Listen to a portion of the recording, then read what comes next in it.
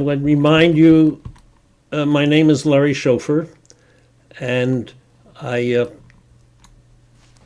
in a previous incarnation, way back when, I was an historian for a while, and I've retained my interest in Eastern Europe. Last time in the first class, where we talked about focusing on Poles and Ukrainians in Eastern Europe, we looked at the geography a bit, and here are these groups all over Europe. This is a map that we saw last time. And you see here, let's see if I can get a, oh, here we are. Here you see, I'm using my cursor to, where it says Poles, and we have Ukrainians, and we have all these these dots. That was a Jewish settlement prior to 1939.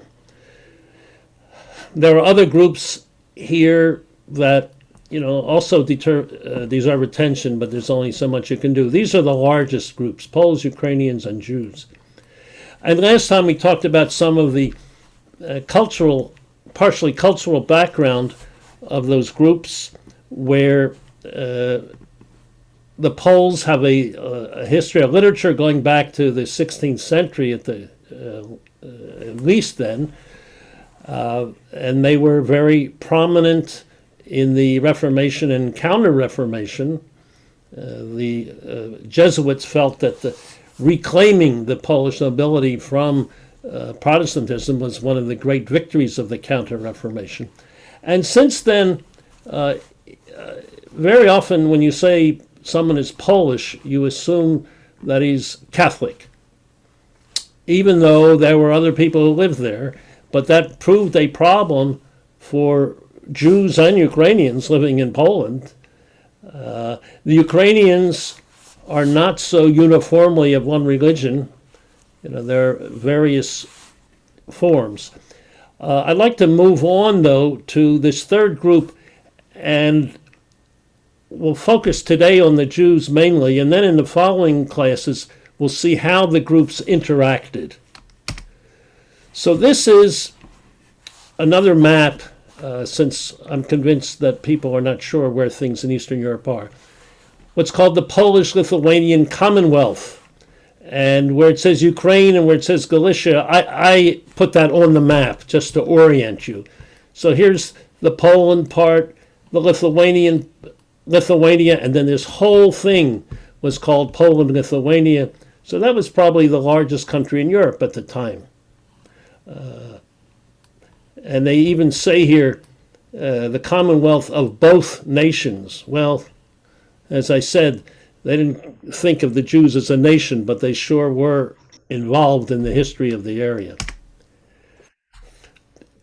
We also said that, remembered that Poland was divided into partitions in the 18th century, and Russia got the largest section of it. That's all this stuff in white and yellow. That's the Russian area of the partitions of Poland. And Catherine, Tsarina, who hated Jews, all of a sudden became the ruler of a country that had the most Jews in the world. And by decree, she set up what's called the Pale of Settlement. This area where Jews are not allowed to live in any other areas of the Russian Empire except in this area, which is the old Poland, Lithuania, and Ukraine. In addition, what I have here in red is Galicia, which is in the Austrian Empire, and they play a major role. The Jews from Galicia play a major role in what happens here. One issue, though, is, and I even got a question from someone here at Cathedral Village, that someone saw the Jews as strictly a religious group, so how could they be in parallel to the Ukrainians and Poles? And I think what I'd like to convince you of it's the Jews are not just a religious group. They're a group with their own culture and history. Are they a nationality? Well, that's a difficult issue, because often nationalities have a territory, but not always. And we'll see in another lecture, between the two world wars, That was a big issue of what is a nationality. But it's clear they're more than a religious group. Uh, they did have even a kind of self government, which ended in the middle of the 18th century, where these Jewish communities were responsible for collecting taxes and passing them on, for making all kinds of legal decisions. Remember, this is a very decentralized government. Attempts to rule local areas are very difficult in all the countries of Europe. After the partitions, the Jews experienced different things. Here's Galicia, which we'll talk about. Here's the Ukraine and Poland. And here is Prussia, which we haven't talked about, which had a sizable Jewish population at the time of the Polish partition, although over the course of the 19th century, large numbers of them migrated to other areas of Germany. And to the point by the beginning of the 20th century, there's a huge Jewish population in Berlin and in some of the other German cities. So we're not going to talk about them in this course. The third partition of 1795, just to remind you, was the end of an independent Poland, political independent Poland. And over the course of the 19th century, you have Polish national movements centered in Paris, as a matter of fact, because of so many emigres. But the history of Poland in the 19th century becomes important for the relationships among these groups, and we'll see more of that. In the Pale of Settlement, remember, this is not a Jewish area. This is an area of all the nationalities, particularly in the Ukraine, down here, running from, well, it's now the border of the Ukraine here, go all the way down to the Black Sea. You have mixed populations. At the same time, you have Galicia over here, which has Germans, Poles, and what they called Ruthenians. Ruthenians are what we would now call Ukrainians. But the difficulty for Ukrainians is that they don't have the same consciousness over such a long period of time. I mean, the earliest Ukrainian literature, really, and literature comes out in the late 18th century. So in the course of the 19th century, you have more and more of Ukrainian consciousness. But remember that these national consciousness movements are the properties of intellectuals, usually in the cities. Going back a bit in Poland, the Polish aristocracy was very powerful, and in a way it was in conflict with Polish cities. The cities had something in an earlier period called de non tolerandis Judaeis, means Jews are not allowed there. And this was not just anti-Semitism in a religious sense, but it was also an economic stance to prevent competition from Jews presumably coming from the West, or because of their not being involved in agriculture, they competed economically with people in the cities. More and more in the 16th, 17th centuries, the Jews began to move into a number of the cities.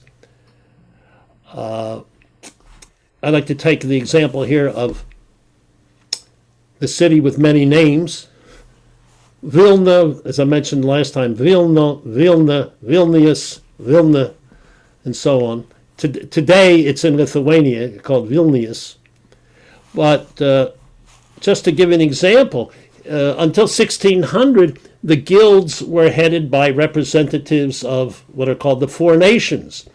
Lithuanians, Poles, Ruthenes, and Germans, just as an example of this mixed population. And here is ideas about what was going on in Poland. The Polish Sejm, which is the parliament, would elect the king. The king was not hereditary as in other countries, and he wasn't very powerful either as in other countries, but it was still an honor to be the Polish king. And here you have these Polish nobles coming together in this wonderful picture, I think, of one of the last elections of a king of Poland.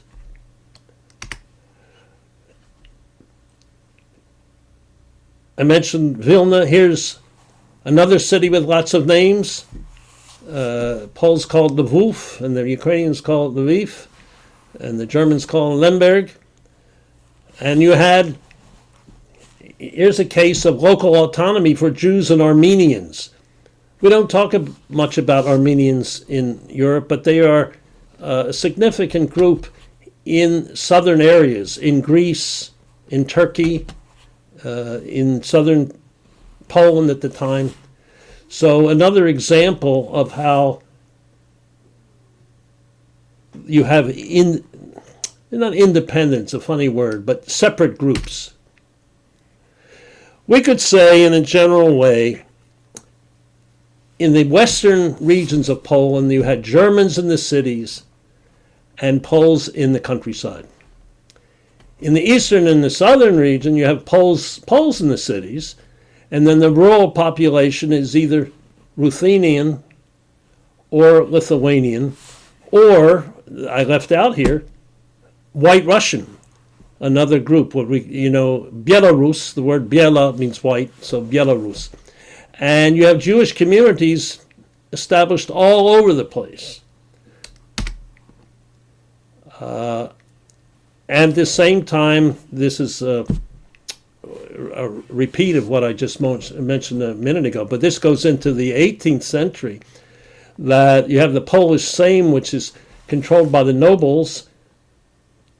The nobles try to control it, and they also controlled a number of cities.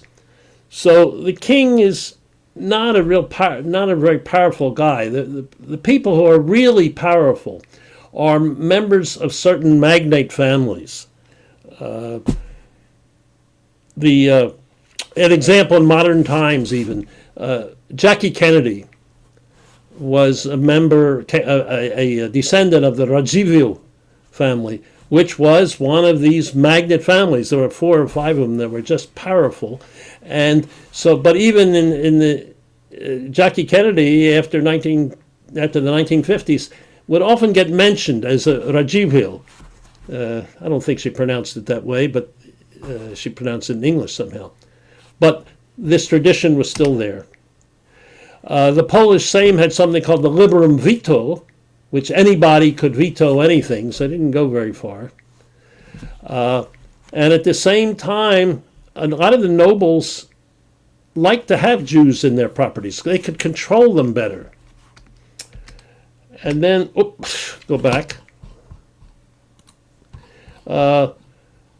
This last picture here, the end of the independent Poland, the first partition comes 1772. In 1791, they got together to have a constitution. And if you recall, last week when we sang the Polish national anthem, it talked about how Poles had gone abroad to fight with Napoleon in an attempt to reconstitute Poland. This is, I'm not sure how reliable this is, but it's an attempt to give you an idea of what the country was like. If you look at 1660, they're showing, Poland, Lithuania, almost half Roman Catholic. In 1772, it's a little less, but still there. And then they have what they say here, Judaism, hard to see the number, what percentage is in 1660. In 1772, they say 9%. That's probably a little low, but and there are divisions within the community, which we'll talk about. But then you see the Uniates, who are probably Ukrainians, what are called Greek Catholics of the Slavonic Rite, meaning they have their liturgy and everything would remind you of the Orthodox Church, except that they still acknowledge the Pope as the head of their church. It's still an issue. And if you notice that in 1660 you have a significant number of Protestants, and by 1772, very small number. Well, there was Jewish autonomy. I mentioned that they had this self-government, something called the Council of the Four Lands, that runs up until the 1760s. And I thought that this was a wonderful portrayal here of the people living in Poland. It's a little confusing to me in the sense that here, this says this guy is a Jew, but a number of these other people have what are considered Jewish occupations. This is a barber, not Jewish, but a painter, a sculptor, a musician, a tailor, innkeeper, I don't know, pharmacist is a funny word, but that's what it means. Goldsmith, merchant, street vendor. Here's a Armenian. I said that they're there too. But I just thought this was a wonderful image of what was going on in Poland. So you'll have to put up with my liking of images. And now there we go. Jews expanded, as I say, from banking and money lending to all branches of commerce. And this is a quotation from the historian Norman Davies, who wrote a two-volume history of Poland, which is still considered one of the standard works. They left their traditional urban refuges and penetrated into every nook and cranny of the rural areas. Norman Davies is, in my mind, a controversial figure. If you look very closely at what he says, there's some resentment against the Jews. On the other hand, he's a very reliable historian. In the south and east, in the Ukraine, nobles appointed them as what are called arendars. Arendar is sort of an estate manager, and this included control over feudal dues. So the peasants who owed feudal dues had to pay them to a Jewish, what they considered a Jewish landlord, although he was just an agent. And Jews often were tax farmers. That is to say, they agreed to supply a certain amount of tax either to the nobles or to the government if it was able to tax. And anything over what was owed, they could keep. So it very open to corruption, to pushing people. So the peasantry came to associate Jews with landlords. And even in the Ukraine, they're denounced as the chosen instrument of the Polish lords. Let's see if we... even though most of them were poverty-stricken. So you have a few wealthy or decently wealthy Jews, but even so, they weren't saved from the enmity of the surrounding population. So there's this combination of economic and religious and social prejudice. This is just a repeat of what I've just said, that the leaseholding for cash was important for the Jews. And in this census, in the mid-18th century, more than one-third of the employed Jews were leaseholders of various kinds. Many of those were small leases. but they still set them apart from the Ukrainian and Polish peasants. And this was a source of resentment by the Cossacks and peasants. If you recall, and we'll mention it again in a minute, that the great Cossack revolt of 1648 resulted in enormous killings of Jews by the Cossacks. This was Bohdan Khmelnytsky. We saw his picture last week, and we'll mention him again. Starting in the 17th century, Jews started losing their place. They got involved in these little things: milling, fishing, forest produce, sale of salt and tobacco. All of those make them petty merchants and on the front line of commerce with the peasantry, since the Poles and Ukrainians are mainly peasants, except for a few in the cities. They also very typically become the owners of taverns. So there's the dependence on the Jews for liquor and resentment of Jews for giving them liquor. Here's this image of a Jewish tavern in Eastern Europe. It's a little overdone here, but it focuses on the Jew as a tavern keeper, the Jew as a musician, and this looks like a petty noble to me. Remember, the Poles had a huge percentage of the population defined as noble, up to 10%, whereas other countries, nobility could be 1% or something. So you have all these so-called nobles around. It's interesting that this Jewish, not monopoly on leasing, but they did a lot of it, continues on even into the period between 1918 and 1939. There was a tax on kosher meat.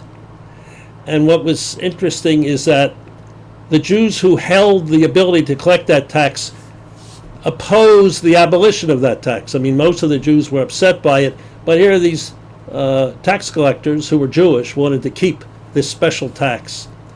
And I mention that just to show how this tradition hung on for a very long time.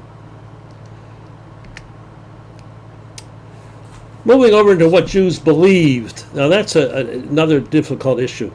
Gershom Scholem, who's considered the great scholar of Jewish mysticism, noted that Judaism cannot be defined according to its essence, since it has no essence. What he means is that, I think what he means, that theology is not predominant. It's your actions, what you do in life. This is not completely true, and I'm waiting for Chava to beat me over the head with this, but this is really one notion of what Judaism is.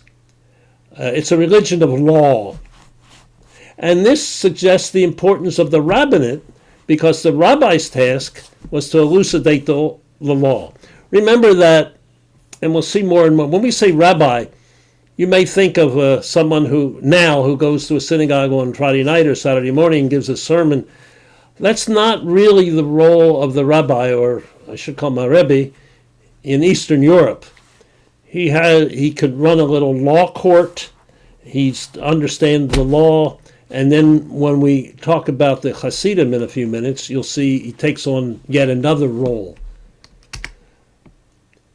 The Polish rabbinate before the 18th century was really heavily influenced by a 13th century religious mystical tradition where there's a deep concern for personal salvation.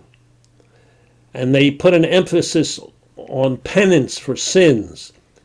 And then from the 16th century, when printing becomes a tool for canonical texts, Polish scholars came to the fore, and these guys have the reputation of being very severe in their rulings, rejecting leniency. What kind of, I'll give you an example of the problem. Kosher meat is important for Jews. If a slaughterer should kill an animal and the Jews did not have very many animals, and they find some kind of blemish, all of a sudden that animal is not kosher. You could destroy the livelihood of someone by saying that these animals or whatever they're involved in are not kosher. And these Polish rabbis have this reputation of being very severe. You'll see the change later on if you were interested, if you were to read a book by I.B. Singer, the Nobel Prize winner. He's pretty well known in America now. Has a book called In My Father's Court. And his father in the 19th century is sort of a local rabbi who makes rulings. And there's a lot of humor in there, but you see the kinds of things that rabbis would have to deal with. His father was not in that tradition of asceticism or of leniency anyway. He tried to help people. But before the 18th century, it was tough. I give you this to show the kinds of texts they study, and this is still done. This is the Talmud, which presumably most of you have heard of, but this is what it looks like. And so what you get down the center is the main text. And then you have a million commentators. You know, commentator A, B, C, and these little things on the side here, they're even more commentators. So it's a real industry of commentary to keep doing this, and this is what the Orthodox, especially the ultra-Orthodox, but also the Orthodox, will continue to study today. I just thought it'd be interesting to see what that page looks like. And you can imagine, if we're in English, for example, it would still be hard to figure out what's going on with all this stuff there. There are two kinds of rabbis. There's the town rabbi. He gets a salary, especially in the Russian Empire. And then if you have a wedding or a funeral or a circumcision, you got to pay him off a little more. And there's another kind of rabbi who's the head of a yeshiva, which is a school for scholars. The graduates may or may not get the title of rabbi, but they don't all function that way. But this is what's going on in the 18th and 19th century. They also have a mystical tradition, the Kabbalah, the Zohar, a book that I've never studied, but it's not a rational approach. It's a different kind of approach. In the 18th century, in the 17th century, I'm talking about what happens to this population that has these rabbis controlling it. You have these massacres led by the Cossack Bohdan Khmelnytsky. It really is considered it was considered in Jewish literature as sort of the depths of despair is a title of one book that talked about it. The numbers may have been exaggerated, but still we think at least 6 to 8% of the community was killed. And that tragedy and others after it led to a kind of messianic fervor. You have messianic fervor and population growth. I mean, there is population growth that hits Europe at different times. The Jews are in the forefront here. So from this terribly reduced numbers in the middle of the 17th century, by the mid-18th century, they think there are probably 750,000 Jews in the Polish-Lithuanian Commonwealth. And I show you this image. It's a wonderful image. I doubt that any contemporary synagogue at the time had anything like this, but it's an idealized version. It's an artistic imagining of an 18th century. There were wooden synagogues. This image comes from the new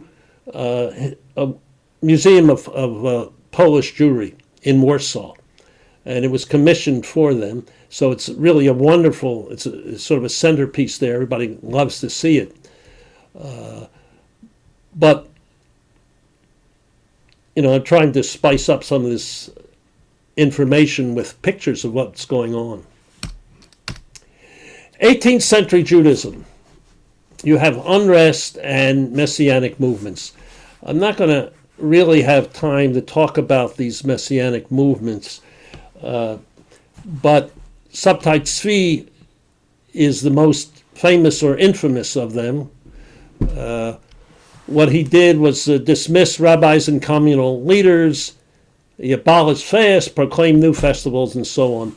He was arrested by the Turks, and then he converted to Islam, or his choice was conversion or death, so he converted, and a number of his followers also converted. That's another course, another time. I want to mention another group called the Frankists, followers of a man named Jacob Frank, who was in Ukraine. Jacob Frank, 1726, 1791. Very odd. He had his own sect. You really have images of sexual orgies. He declared himself the Messiah, the king. Later on, he leads all his followers into conversion into Roman Catholicism, but he insists on being separate. So the Catholics remain suspicious of him.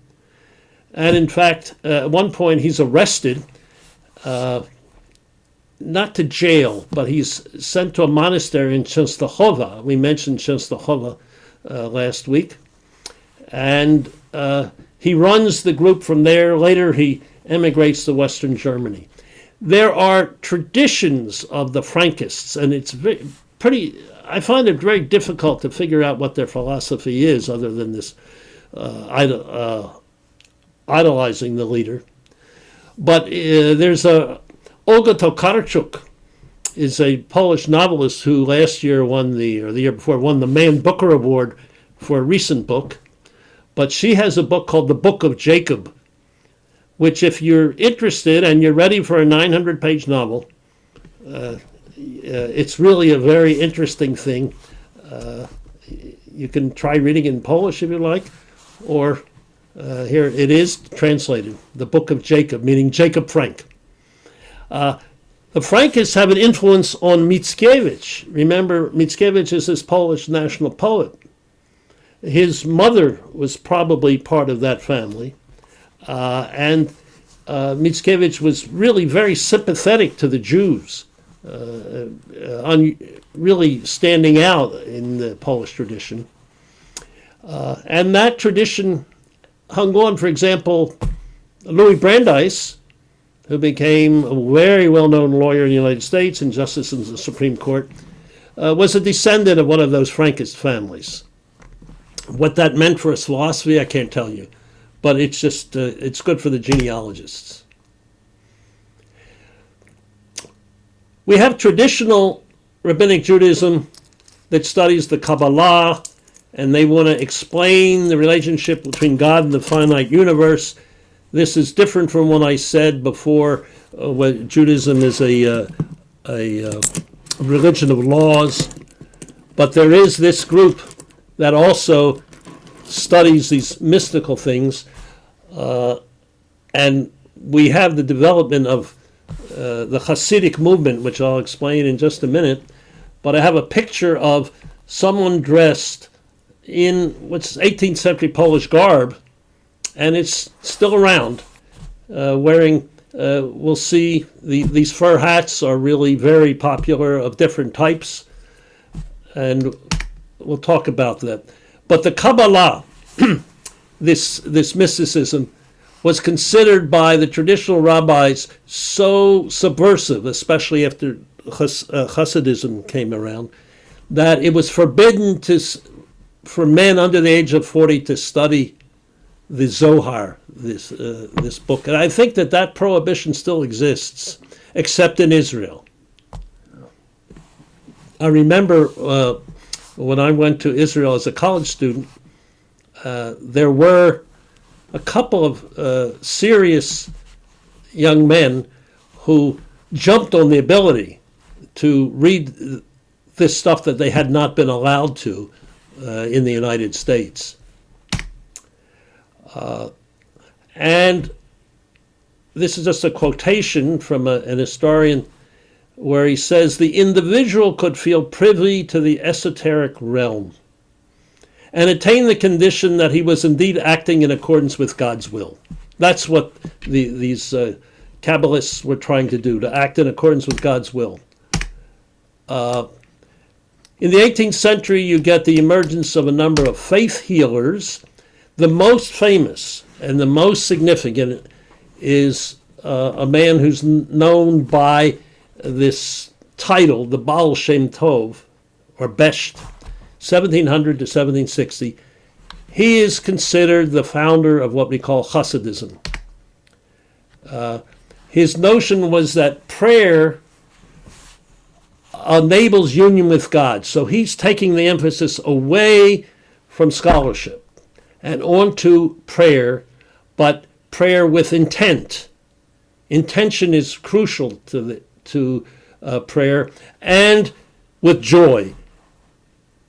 These are the things that he emphasizes. There's I don't know where they got this picture of him, someone imagined it, and there's his tomb in the Ukraine. But Hasidism, this movement that arises after the death of the Besht in 1760, is not simply a theological challenge. You know, the rabbis look on these guys who come to prayers, and instead of praying silently, they pray loud.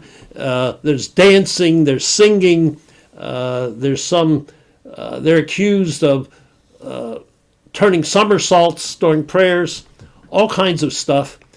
And it's a challenge to the elite. All of a sudden, you have these people who say, you know, the traditional rabbinate is not so important. The traditional community leaders are not so important. It's our leaders in the Hasidic movement, and the leader gets the title of a tzaddik. The word tzaddik means a righteous person, but it has a special meaning in the Hasidic movement.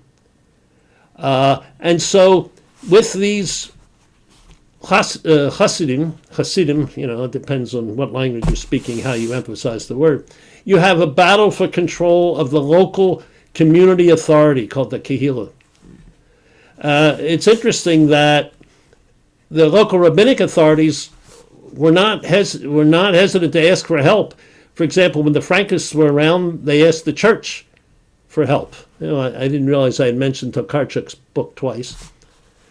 But so when the Hasidism spreads, the rabbinic authorities also ask for help from the authorities. And what you see here is how this thing starts to spread. This is in the 18th century alone. Here, the Hasidism starts down here in Ukraine. It spreads to parts of Poland. This is here's all the way up to Warsaw, and becomes important in White Russia. The main opposition is up here in Lithuania, which remains a stronghold of traditional rabbinic Jewry. And what does it mean to spread? It means that a whole community converts. It's not like you may have in places where Hasidim and other traditionalists live together, but in the main, it's a community that moves together. A lot of these people live in a term that some of you may have heard, a shtetl. It's a village. And in the shtetl, they had these prayer houses that were more like a clubhouse than just a prayer house.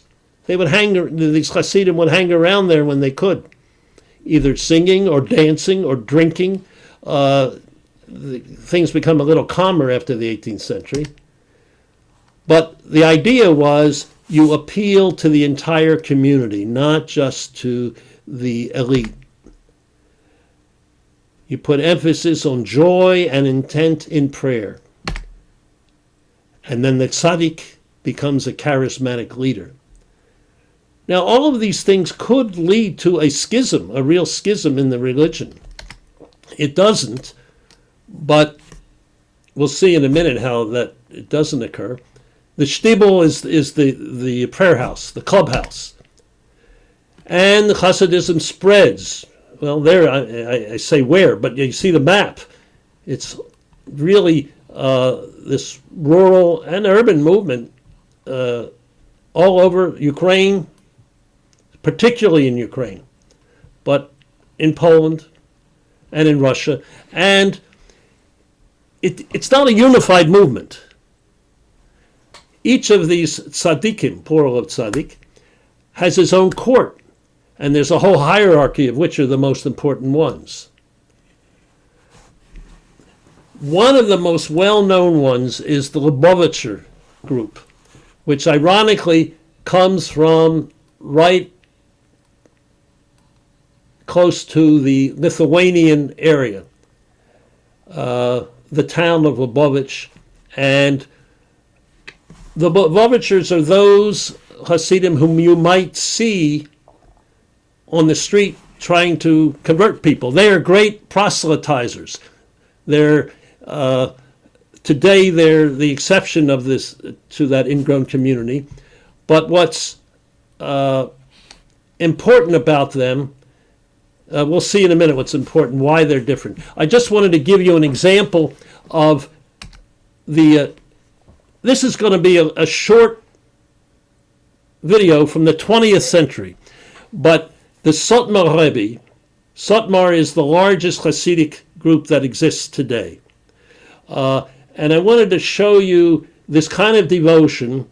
The man in the white coat is going to be the Rebbe, and this is, don't look too hard for women. You're not going to find any. This is all men and little kids. And this is, I'll just show a short version of the adulation to the Rebbe.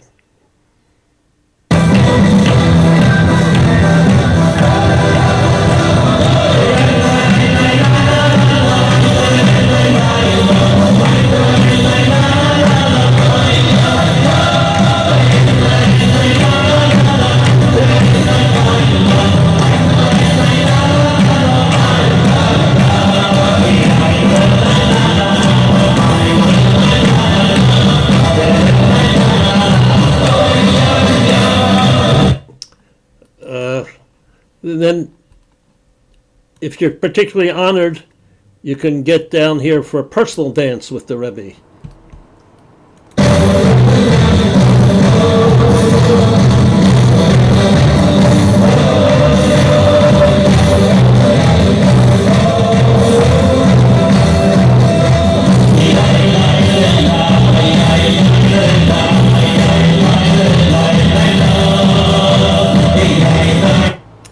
All right, I show you this because I think you could transfer this back to the 18th and 19th century, not with video cameras, and not with this sort of place at the meeting, but this adulation of the Rebbe is really very important.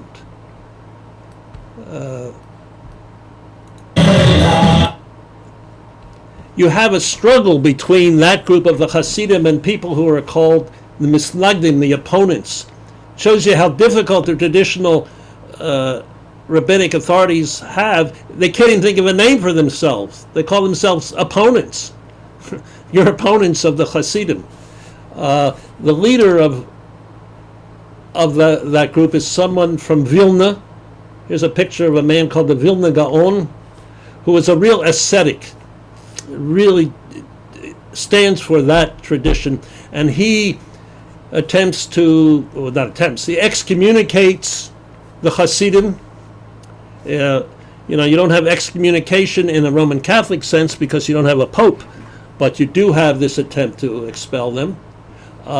They denounce the Hasidim, and the Lubavitcher Rebbe goes to jail because he's denounced by his opponents. The Russians arrest him.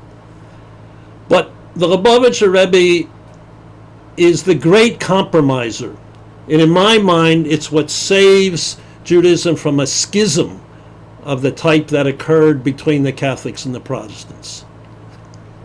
Because what the Lubavitcher Rebbe did, this movement called Chabad, is to combine the study of the Kabbalah and mysticism with Torah studies, that he redeemed the traditional learning, but did not have the asceticism and the elitism that was associated with it earlier. This is a picture of the different characteristics in mysticism. I'm not going to go into this. I don't know enough about it, but here's the masculine side. Here's the feminine side. In the crown, Keter is a crown. Keter being the supreme crown, and the feminine side is mercy and strength on this side, the masculine side. And what the Lubavitcher Rebbe did is take these ideas of chokhmah, knowledge, bina, understanding, and he added dea, meaning, which is kind of learning, I guess, and you get this acronym Chabad. And Chabad today has missionaries all over the world in an attempt to spread the word. But I think my emphasis here is the prevention of the schism. Why? And there's another reason for no schism, because there's another movement called the Jewish Enlightenment, where you get in the 19th century a movement against acculturation or assimilation. This Enlightenment started in Germany with a man named Moses Mendelssohn, and his ideas are picked up in the cities. In Galicia, for example, there's a man named Yosef Pearl, who is right. He attacks the Hasidim all the time. Let's see what we can, if I can see these chats. They're not coming up for me. See if we can get some of these questions. I got a correction where it tells me the feminine side is strength and sternness. The masculine side is mercy and loving kindness. Well, I have a trouble with my left and right. Chava, who is really an authority on this stuff, throw in some corrections that the synagogue that we saw were painted like that. I don't know that they were as glorious as that one, but they were definitely painted. I didn't mean to give the impression they didn't paint them. But the Sabbateans taught the Zohar to women as well as men, which was another reason why I think you could say that they were rejected by the traditionalists. Chava also points out that the Rebbe in the thing was holding a long cord. I'm glad you explained that. I didn't know what was at the other end of that cord. And Chava is descended from the Vilna Gaon. Okay, so we have nobility in I building here.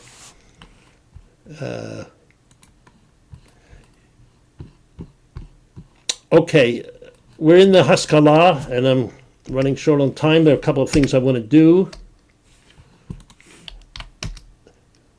Here's that Polish-Lithuanian Commonwealth to remind you of what we're looking at. Whoops, why did I go back to, it took me back to all my slides. Let's go back to where we want to be.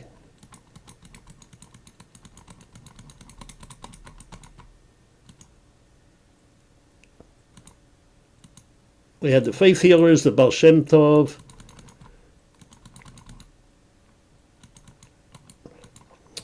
Well, if you're a speed reader, you have just reviewed a lot of what I said. Okay, the Haskalah and Yosef Pearl.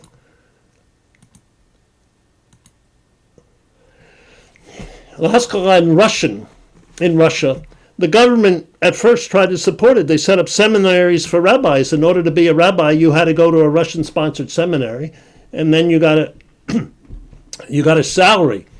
So these government rabbis were another way of social ascent, although they weren't all that popular in the community. But you do get a Jewish intelligentsia that knows Russian culture, and at the same time, the Hasidim and the rabbinic Jews unite against their common enemy. So I was saying that Chabad is really brought together, two strands, and then they unite, the Hasidim and the rabbinic groups unite against the Haskalah. You also have another split, which people from Galicia and people from Lithuania, and this is still used in Yiddish, a Galicianer and a Litvak, because you get an immigration to Poland from Russia in the second half of the 19th century, and there's a conflict there. It's like there's this old joke about in Warsaw, two Jews and a Litvak were walking down the street. That is to say, the Litvak is just somebody else. And the Jews are separate from each other and they're separate from the rest of the population. I mentioned here another novel that you might want to look at by I.J. Singer, who's I.B. Singer's older brother. The brother's Ashkenazi. He's a pretty good storyteller. He may not be on the level of a writer of his brother, but it's a good story.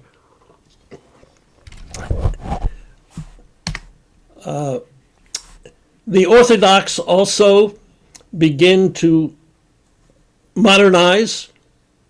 There's this group called Agudas Yisrael, which still exists. They become active in politics. So you're getting trends that we'll see more of in subsequent lectures about Zionism, socialism, and so on. I'm going to skip some things here because I would like to talk about, I'm looking for my wife. I need my wife here. Jane? I wanted to add a little bit more than my own voice to this thing. There is Vilna, the Jerusalem of Lithuania, is seen as an intellectual center for Jews in Eastern Europe. Where's the pic? It's right here. So there's a song about Vilna, city of spirit and innocence, conceived in Jewish ways, where soft prayers are murmured, soft secrets of the night. Often I see you in a dream, dearly beloved Vilna mine, in the old Vilna ghetto in the foggy glow. Vilna, Vilna, our hometown, should be our longing and desire. How often your name is spoken. From my eye comes a tear. Vilna alleys, Vilna rivers, Vilna forests. Where's the first page? That's right. It's right here. Okay, we're going to sing this song.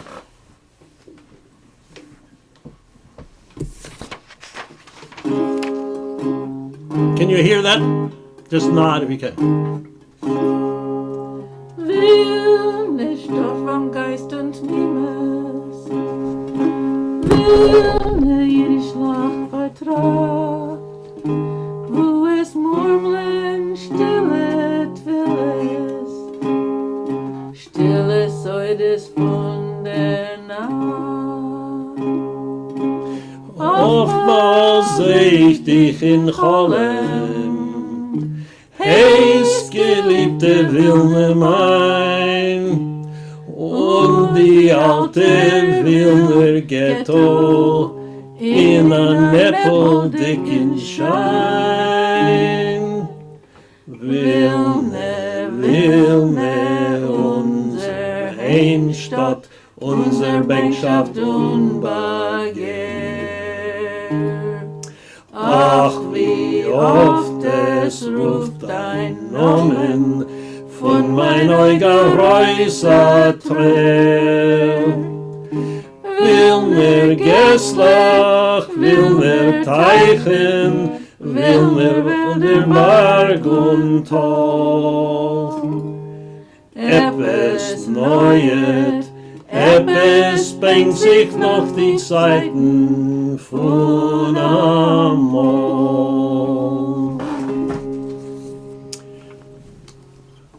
Thank you. There are a lot of items here that I am running out of time, but I'm going to skip some of this and we'll come back to it at another class, because I wanted to say that you have the shtetl in the 19th century. We have few detailed studies internally. We rely on fiction for a lot of it, and unfortunately, Fiddler on the Roof becomes our image of the shtetl, the little town. These are really poverty-stricken places. That's the thing. They may have, as I say here, a synagogue, a study house, a Hasidic shtibel, elementary school, ritual bath, cemetery, but everybody is really poor. This picture in the lower right has always intrigued me. The little kids going to the cheder, the little school that's required, and then you get a few graduates who go on to Talmudic study.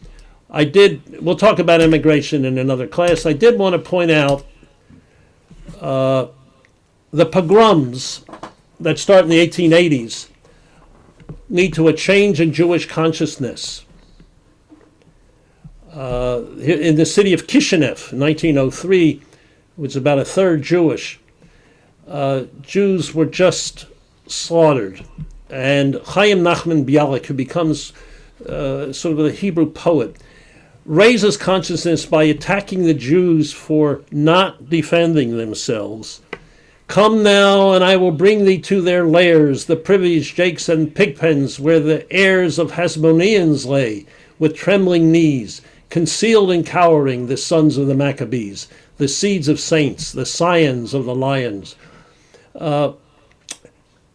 Self-defense becomes a big issue for the Jews after this. And even by the time of the Russian Revolution in 1905, which we'll talk about, not in the next 2 minutes, but in another class, there is all of a sudden Jews organizing to defend themselves. And I have here a picture. Bialik has stuff in Yiddish here called Von Zar und Zorn, about sorrow and rage. And it's a pun, I'm sure, because he says of sorrow, and the word here is tsar, meaning the same word as the tsar. So he obviously knew what he was doing in picking this title. And he's known as a Hebrew poet, but he also does Yiddish stuff as well. I just wanted to say it's not all doom and gloom. One of the leading landscape poets of the late 19th century in Russia is Isaac Levitan. This is an example of his painting Eternal Rest. Chagall, of course, is very well known. And I think in many of his paintings we see the shadows of his life in small town. He comes from Vitebsk, which is in White Russia, but he knew the shtetl, he knew Yiddish. And you can see this stuff in the background. You can see the peasant here.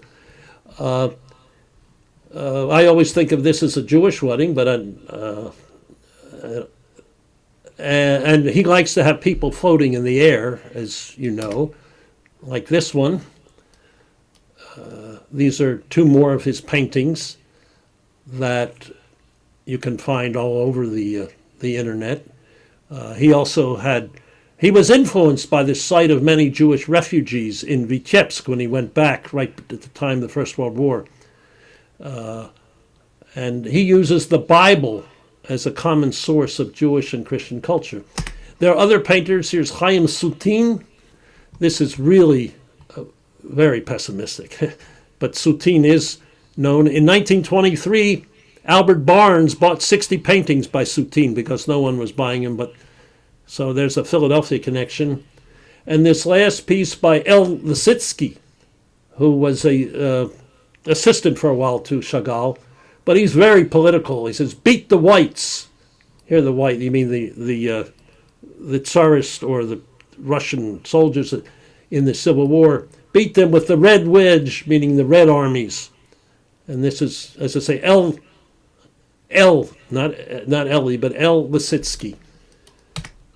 And then everything changes in a way with World War I. We'll come back to the things I skipped over here, the immigration of the Jews and so on.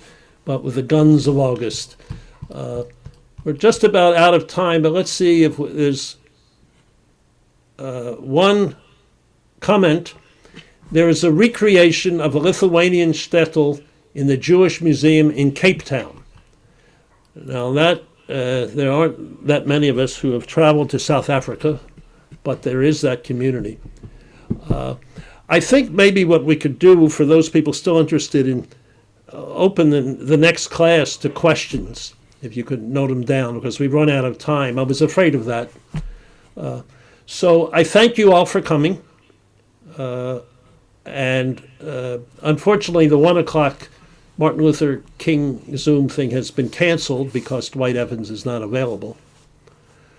But I hope to see you all, or most of you, next week. Thank you for coming. Okay, I'm going to end here.